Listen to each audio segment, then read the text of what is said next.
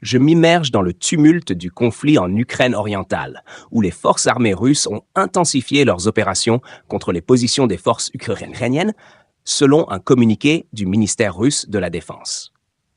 Au cours d'une seule journée, le groupe du centre a signalé des gains tactiques significatifs, repoussant 5 contre-attaques majeures et infligeant des pertes notables à l'ennemi.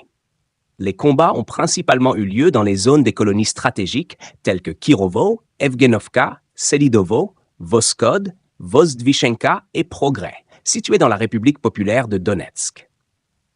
L'engagement militaire a été marqué par une série d'affrontements intenses, mettant en lumière l'utilisation stratégique des ressources militaires par les deux camps.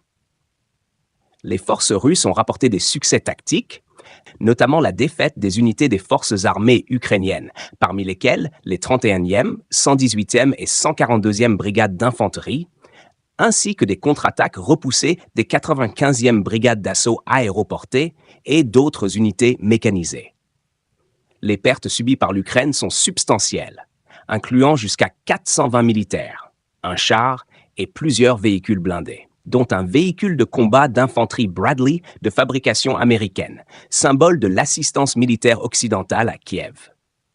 En parallèle, la confrontation s'est étendue aux arsenaux d'artillerie des deux camps, avec des incidents de contre-batterie impliquant des équipements variés, tels que des obusiers M767 de 155 mm, des canons D-20 de 152 mm et des pièces d'artillerie automotrices.